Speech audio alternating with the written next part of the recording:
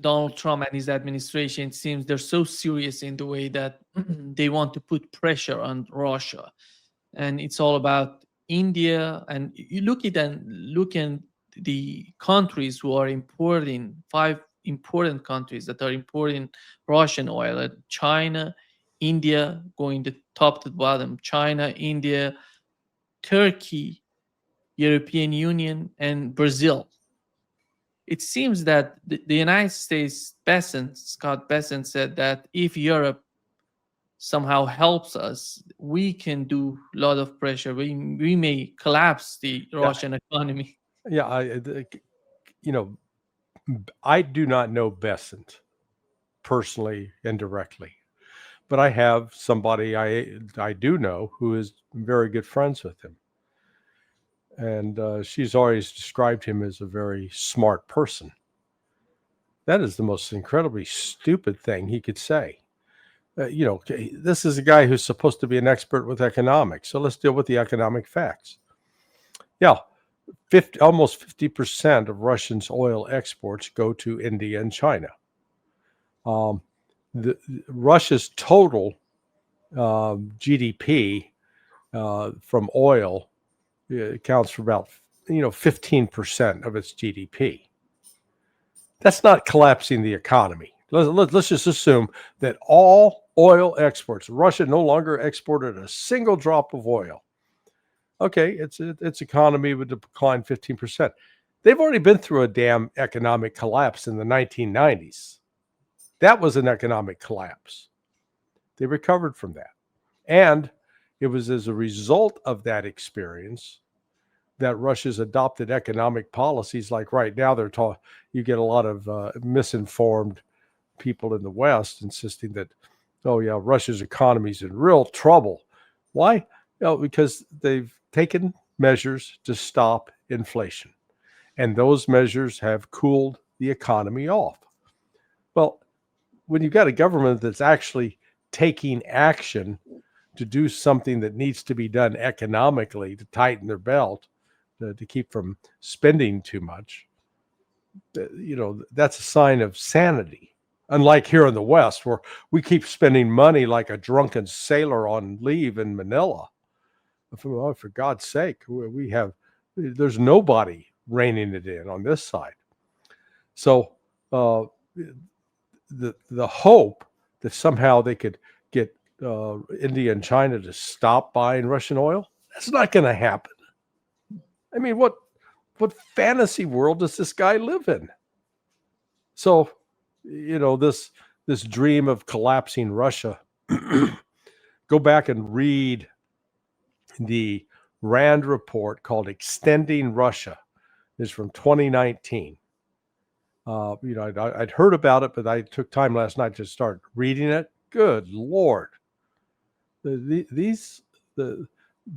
assumptions that have underlie U.S. policy towards Russia as we try to destroy it, as we try to rein it in. It involves a false belief about the Russian economy. There is the West fundamentally does not understand how strong and robust the Russian economy is, in part because the country's so big. Stretches across 11 time zones. They have every natural resource a country would require. They don't need outside trade activity to grow as a country, to stay intact, to have a vibrant economy. They've got enough internally to entertain themselves completely.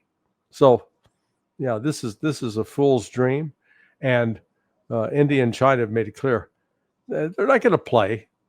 They're not going to go along with that. And if Europe is stupid enough to try to sign on to that, good luck. Europe is in no economic position to threaten or bully anybody. It seems, Larry, here is what they reported on the Russian, the most important, these five importers of Russian oil. See it. China spends 229 million on Russian oil, discount for them. India 140 million. Now they're getting a 50% tariff for that. Hit Turkey. Yeah. Look at the photo. Look at the figure, Larry. You see, when it comes to India and Turkey, some part of this oil that goes to India and Turkey then goes to Europe. Yeah. And they're talking about, I would wonder how much of this, how they're receiving more oil from India or Turkey. Because Oh, if that's, I don't know any of the United States, how much pressure they can put on India and Turkey to just halt that, or maybe forcing Europeans not to import oil from Turkey and India. If that doesn't work, the pressure going to India and Turkey. well, again, they're trying to target India, and India's not having any of it. India, starting a year ago, June, started selling off its U.S. Treasury bills, the T-bills, and started buying gold. So, it's not a significant drop yet, but the latest figures we have are from June of 2024 to June of 2025. Well, has anything happened since June of 2025 to maybe alienate India from the United States? Yeah. So I wouldn't be surprised to see India step up its sell-off of these U.S. T-bills. The West is in a very fragile, perilous economic situation. That here's with the action in the U.S. courts to basically declare Trump's tariffs illegal. The United States could be in a position of having to pay back hundreds of billions of dollars to foreign countries, and individuals that the tariffs have been collected from. The price of gold right now is going through the ceiling. It's broken out of its traditional pattern, along with silver. So you've now got a host of analysts talking about gold, which is currently at $3,600. You go out and try to buy it, an ounce. Talking about $5,000, $10,000 an ounce. The potential, I think, for the U.S. To experience a financial crisis in tandem with Europe is significant. Now, I think Bessent and others understand the danger there, and maybe trying to do some things behind the scenes to avert that. But India has made it clear they're not going to acquiesce to the United States on this. They're not going to allow the United States to use them as a club, as a weapon against Russia. Not going to happen. Are they buying U.S. bonds? How about the situation with the ties between the two economies, the economy of India and the economy of the United States? Is that in the same situation as we saw with the United Kingdom, just increasing the way that they're buying the U.S. bonds? Well, we got to work around the statistics. According to the numbers, India is the 10th largest country that exports to the United States. That has, but it's like $85 billion. India's economy is $4 trillion plus. Okay, that's 2 to 3% of its gross domestic product. That's it'd be nice to have, but it's not critical. India's economy doesn't hang in the balance depending upon being able to trade with the United States or not. So, this is a case, I think, where the U.S. believes it has more leverage than is the fact. And they ignore the history of the last 60, 70 years. The United States has always been predisposed to favor Pakistan, because Pakistan allowed the United States to put CIA bases in its country and to fly U-2 flights over Russia.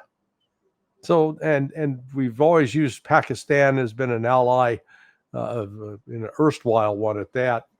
Um, for sorry about that, somebody was trying to call in, but it's been an erstwhile ally in the first. Our support for the Mujahideen, the Islamic freedom fighters in Afghanistan. That's when we called them freedom fighters in 1980 to oust the Soviets. And then again after the attacks of 9/11, 2001. And there's always been a big contingent in India that have made, or not large, but a wealthy sector that's made a lot of money off of the United States by providing transportation, et cetera. So the United States has always had this closer relationship with Pakistan, not with India. And India has always had a closer relationship with the Soviet Union, now Russia. And we've been trying to worm our way into that and split India off from Russia, but it's failed. And India recognizes it's not a quote ally of Russia, it's a friend of Russia, and Russia's a friend of India, and the friendship's genuine and it's deep. Larry, what was the reason that Russia attacked Kiev, and what were the targets of the attack? That I don't know. I mean, there's been a lot of attention paid to one of the drones hit one of the government buildings where the cabinet meets. It was done at night. So did Russia do it? Maybe. Was this a false flag by Ukraine to set up a pretext to justify attacking government buildings in Moscow? Perhaps. With each passing week, Russia sets a new record for the number of drone and missile strikes on Ukraine. So this week it was 818, I think was the precise number. 2 weeks ago they said, 750, man, that's the largest ever. Well, now they've upped it by about 60 more drones. So they're taking out factories, they're taking out energy hubs, and they launched the first major attack on one of the bridges over the Dnieper River in Dnipropetrovsk. So Russia is its campaign is entering, I think, a new phase right now. But I don't have a complete list of all the different targets they're hitting. They're hitting a lot. Keith Kellogg said that this is one of the largest attacks, one of the most devastating attacks on Ukraine so far. And it seems that somehow they feel that wait. Are you telling me that Ukraine didn't shoot down all of those drones and missiles? That they somehow got through? Oh my God. Yeah, they were sorry. But I mean, look, you go back any of these attacks when they happen, the Ukrainian, we shot down 95% of them. Right.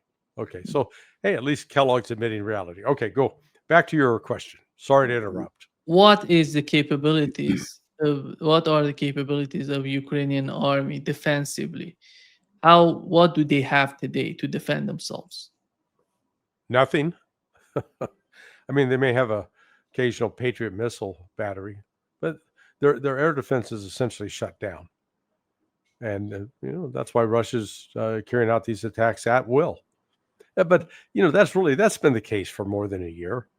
It's just that in the past, Ukraine was very adept at lying about, we shot them all down. Meanwhile, you're seeing the explosions. They got some video. They say, nothing hit Ukraine or Kiev. And then you could see the video of missile after missile coming in and hitting different targets. This is Russia is intensifying its offensive. I'll put it that way. If Ukraine cannot defend itself, what's the point behind the reason that Europe is trying so hard to continue the conflict, even with the United States, putting in the United States into the calculation? They want to put pressure on Russia while Ukraine is not even capable of defending itself. What's the point on their part?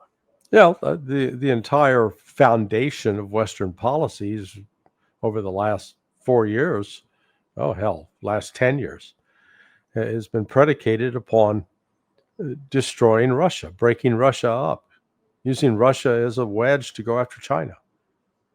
And, they are Kubler-Ross in the 5 stages of grief. When somebody experiences the death of a loved one, one of those stages is denial. So the West is still Ukraine's dead. The West is in denial. They're refusing to admit what is in fact taking place. I don't know how these people who are benefiting from the war in Ukraine, they influence the decision makers in the United States and Europe. But after all, military industrial complex, do you think that in their case, they're winning? Military industrial complex is winning out of the war in Ukraine or is losing? Well, they've been exposed. I don't think it's so much winning or losing as they've been exposed for their limitations. So I think there's always been going into the special military operation, there was the general assumption that the West had this most powerful industrial complex producing the best weapons, the most sophisticated weapons, and being able to produce them in quantities that would stand up in the event of a conventional war. And what Russia has exposed in the course of the special military operation is the West is, maybe a mile wide, but it's an inch deep. There's no depth. So, they hadn't calculated on the fact that, like yesterday, they fired 800 plus drones and missiles. Well, let's assume that you had enough Patriot missile batteries in Ukraine and that they tried to shoot down all of those. We would do the math. Each Patriot missile battery would fire at a minimum 2 missiles against each incoming target. Well, 2 times 800, that's 1,600. Well, Lockheed Martin is, they're only producing a total of 550 of those missiles a year. They can't ramp it up. They can't say, oh yeah, all I've got to do is add more workers, work 24/7, and we'll turn out 1,000 a year. 550 a year. Right there, that one attack yesterday would have completely depleted over 3 years of production. So, yeah, the Patriot missile battery does some things, but it's been exposed as completely incapable of countering and defeating what Russia's firing at Ukraine. And it's not just, it's not just the Patriot missile battery. We've seen the same with the M777 howitzer, with the artillery shells that are used in that. The West can't produce enough. Every other major, missile system, TACMs, they don't, a limited number on that front as well. So what you've got in the West is, in the United States, is very expensive military hardware that's produced in low quantities that is quickly exhausted if it's put into a modern battlefield. Yet the shareholders of those corporations are doing quite well because the United States continues to spend the money on them. And as a result of the exhaustion of a lot of the NATO supplies, NATO's supposed to, on the books, to have to buy more from the United States. So those companies, that you want to call that winning, they're winning.